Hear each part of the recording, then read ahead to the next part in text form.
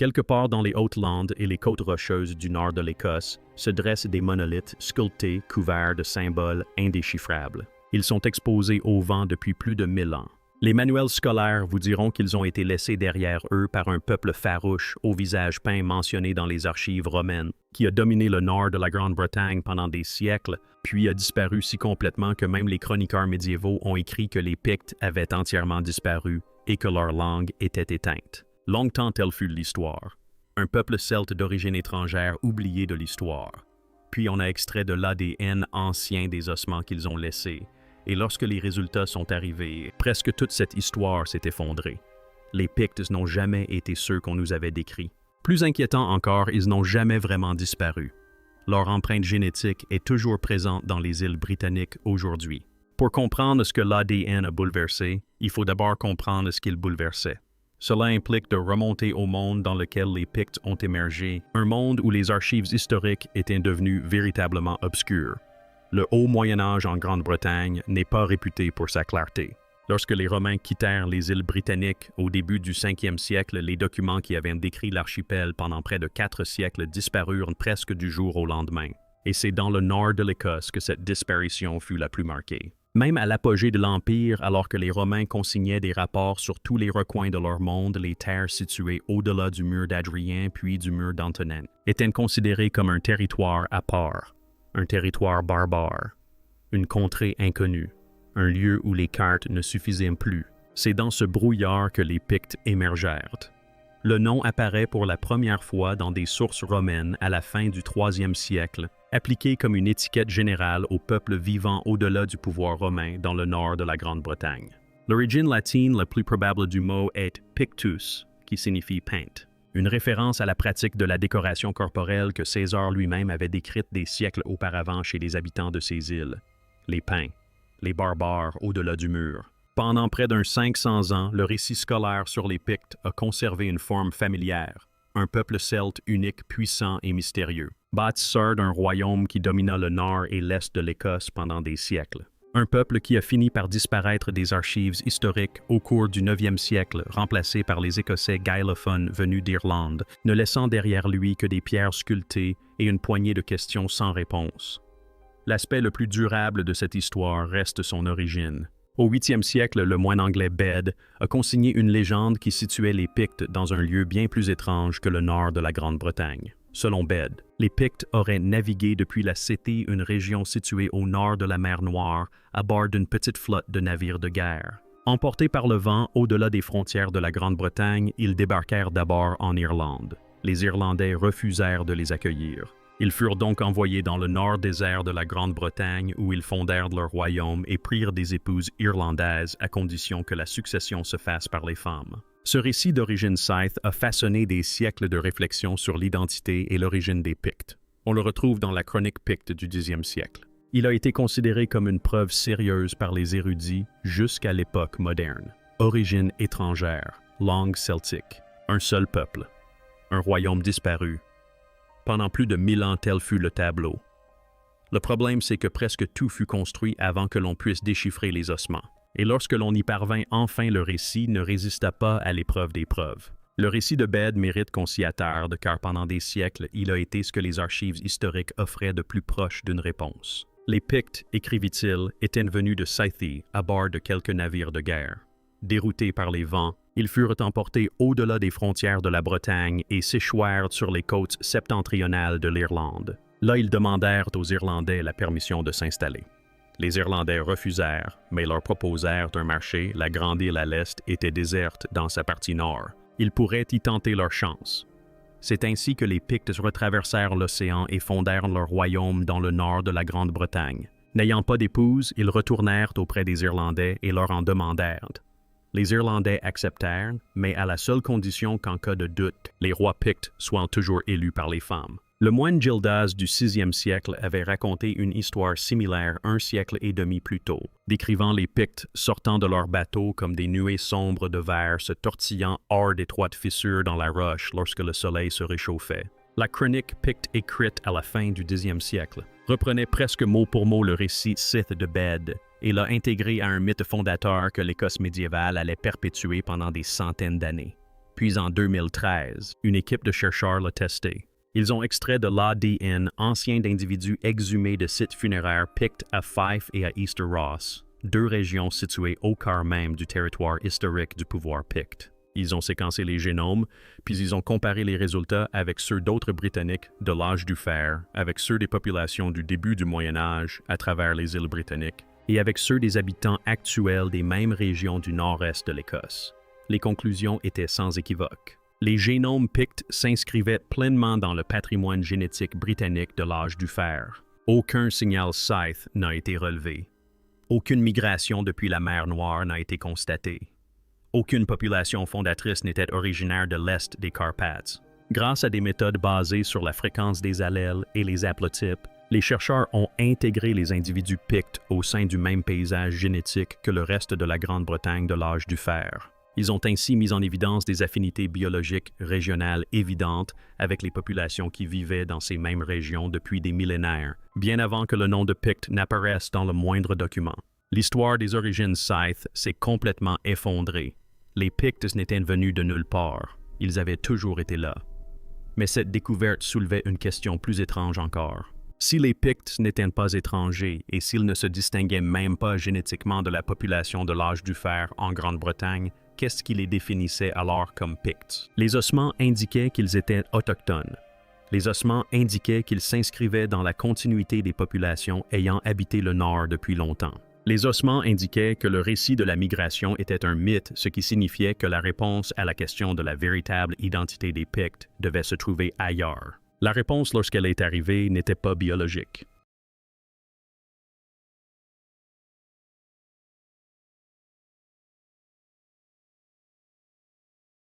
C'était politique, et cela impliquait de mettre de côté l'une des idées reçues les plus profondément ancrées dans les manuels scolaires concernant les Pictes. Le mot « Picte » n'a jamais désigné un groupe ethnique au sens où les lecteurs modernes l'entendent souvent.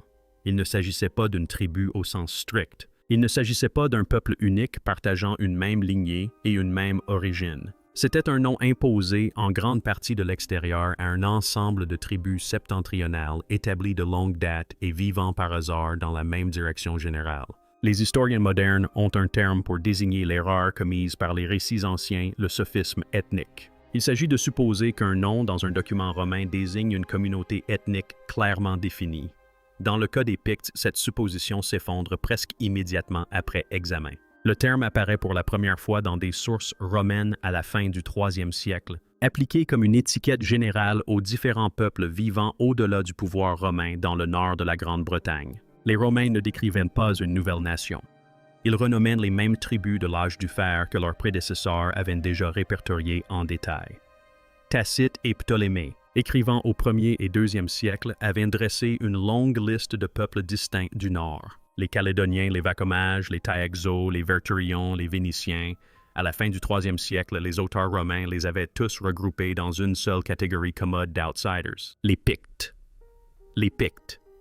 Même les sources les plus autorisées du Haut Moyen Âge reconnaissait qu'il s'agissait d'une simplification excessive. Bede lui-même a admis que le pays des Pictes au nord du Firth of Forth abritait plusieurs peuples distincts, voire des nations distinctes. Étienne de Ripon, écrivant sa vie de Saint Wilfrid au 7e siècle, fit la même observation.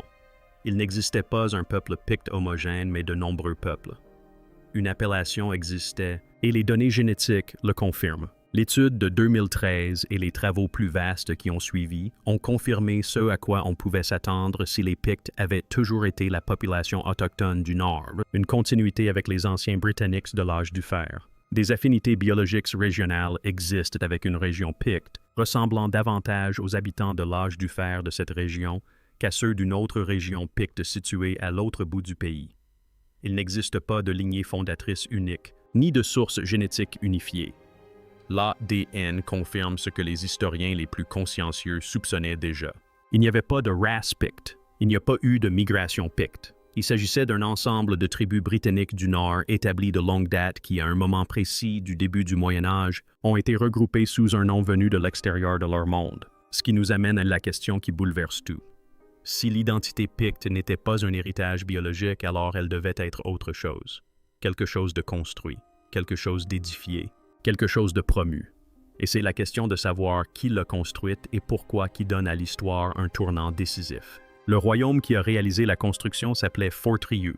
Il se situait au nord, centré sur la Moray, et son noyau était un peuple que les Romains avaient nommé les Verturiones.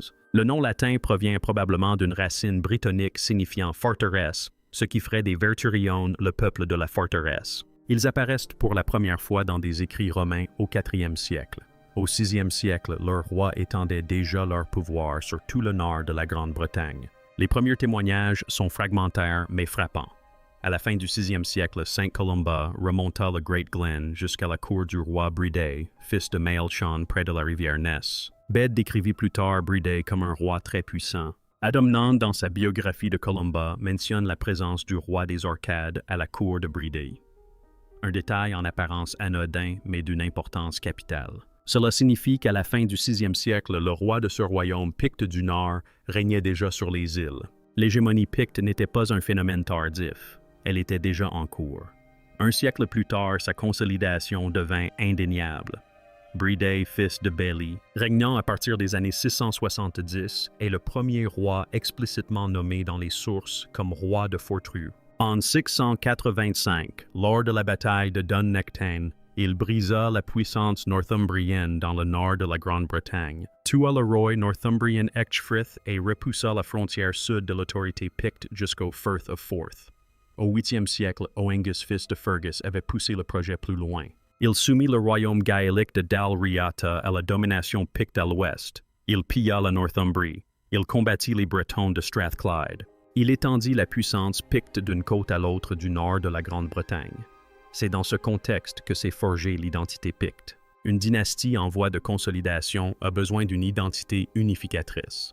Les rois de Fortriu régnaient sur une mosaïque de tribus du Nord établies de longue date avec leurs propres histoires et leurs propres allégeances. Pour maintenir la cohésion de ce tissu social, il fallait que ces tribus se perçoivent comme un seul peuple. C'est ainsi qu'une identité picte fut construite et promue par les autorités. Les généalogies furent clarifiées. D'anciennes légendes furent reprises et remaniées. L'histoire des 7 fils de Cruithne, le fondateur légendaire des Pictes, a donné au royaume 7 provinces opportunément nommées d'après 7 frères. La simplicité est révélatrice. Le mythe a été construit pour légitimer la réalité politique que les rois de Fortriu avaient déjà établie. L'ADN nous apprend que ce peuple a toujours vécu là. L'histoire nous apprend que cette identité lui a été forgée. Ce que les rois de Fortriu ont créé n'était pas une nation au sens moderne du terme. C'était une marque politique. Un nom unificateur imposé à un ensemble de tribus autochtones du Nord pour le bénéfice des dirigeants qui souhaitaient les unifier. Et la langue qu'ils parlaient sous ce nom s'avéra être une source de complications en soi. C'est là que le titre de l'histoire prend tout son sens. Si les Pictes étaient des Bretons autochtones de l'âge du fer, et si leur identité était une construction politique façonnée par une dynastie ambitieuse, alors la question de la langue qu'ils parlaient réellement est d'une importance capitale. Était-il celte? Il convient d'examiner ces preuves avec précaution car la réponse est à la fois oui et non. Bede a répertorié le picte comme l'une des 5 langues des îles britanniques de son époque, distincte de l'anglais, du britannique, de l'irlandais et du latin. La vie de Saint Columba par Adamnan décrit comment le saint eut besoin d'un interprète pour prêcher aux Pictes ordinaires des terres entourant le Grand Glen. Le picte, quelle qu'en fût la langue, était une langue à part entière, suffisamment différente du gaélique parlé par Columba pour que les Pictes ordinaires ne puissent le suivre sans traduction. Durant la majeure partie du 20e siècle, cette séparation linguistique a servi à étayer une théorie bien plus étrange. Certains érudits affirmaient que le picte était entièrement antérieur au celtique. Il s'agirait d'un vestige d'une langue pré-indo-européenne ayant survécu dans l'extrême nord de la Grande-Bretagne avant que les langues celtiques ne s'imposent dans le reste des îles. Cette théorie s'appuyait sur les inscriptions ogamiques non traduites gravées sur certaines pierres pictes, les règles de succession matrilinéaire inhabituelles, les modifications corporelles décrites dans les sources romaines et le mythe persistant des origines scythes. Dans les années 1950, l'érudit Kenneth Jackson a proposé que le picte soit en réalité composé de 2 langues superposées. Une langue celtique parlée sur un substrat non celtique plus ancien, hérité d'un passé plus lointain. Cette théorie a prévalu pendant des décennies avant de s'effondrer. Avec les progrès de l'archéologie de l'âge du fer et l'affinement des connaissances génétiques, l'hypothèse d'un substrat picte non indo-européen s'est affaiblie. Les inscriptions ogamiques ont commencé à céder la place à des interprétations celtiques. Les règles de succession matrilinéaire se sont révélées moins inhabituelles qu'il n'y paraissait au premier abord. La continuité génétique entre les Pictes et la population britannique de l'âge du fer a levé le dernier doute quant à l'existence d'un peuple ancien distinct ayant subsisté au nord. La plupart des chercheurs modernes rattachent désormais les Pictes à la famille celtique. Mais voici la nuance que le titre souligne: les Pictes étaient celtiques au sens linguistique du terme. Ils n'étaient pas celtiques au sens où on l'entend aujourd'hui. La langue celtique parlée par les Pictes était britannique appartenant à la même branche de la famille linguistique que le gallois, le cornique et le breton. Ce n'était ni gaélique ni guadélique. C'était une branche différente du développement celtique insulaire issu d'une lignée différente. L'image populaire des Pictes comme faisant partie d'une Écosse celtique unique et indifférenciée occulte une distinction qui avait une importance capitale à l'époque. L'identité gaélique qui a fini par définir l'Écosse médiévale est venue de l'Ouest. Elle provenait d'Irlande par l'intermédiaire du Dal Riata et a fini par remplacer entièrement l'ancienne langue britannique du Nord. Les Pictes étaient celtes, mais ils ne correspondaient pas à l'Écosse celtique dont on se souvient plus tard. Ils étaient quelque chose d'antérieur et quelque chose d'autre. Vers 793, la date fatidique arriva. Le sac du monastère northumbrien de Lindisfarne par des pillards vikings est traditionnellement considéré comme le début de l'ère viking en Grande-Bretagne. Et tout au long du siècle suivant, les îles britanniques furent remodelées par une violence à laquelle aucun de leurs royaumes n'était préparé. Les Pictes furent pris dans la tempête. En 839, le royaume picté de Fortriu subit une catastrophe si terrible que les annales irlandaises ne purent la relater qu'en termes de désastre. Les païens remportèrent une bataille contre les hommes de Fortriu. Le roi de Fortriu fut tué. Son frère fut tué. Le roi de Dalriata, qui avait probablement combattu à leur côté, fut tué. L'entrée des annales note simplement que d'innombrables autres personnes y tombèrent. En un seul affrontement, le pouvoir politique de deux royaumes disparut. C'est dans ce vide qu'arriva Sinaed mac Alpin, roi de Dalriata, très probablement d'origine gaélique. Au milieu du 9e siècle, il prit le contrôle de ce qui restait du royaume picte et fusionna les deux royaumes en une nouvelle entité, le royaume d'Alba, fondement de l'Écosse médiévale. Ce qui suivit ne fut pas une conquête au sens habituel du terme, mais une lente gaélisation. En 2 ou 3 générations, le royaume fut appelé Alba plutôt que Pictland. La langue picte fut intégrée au gaélique de la nouvelle élite dirigeante. La gravure de pierres à symboles cessa.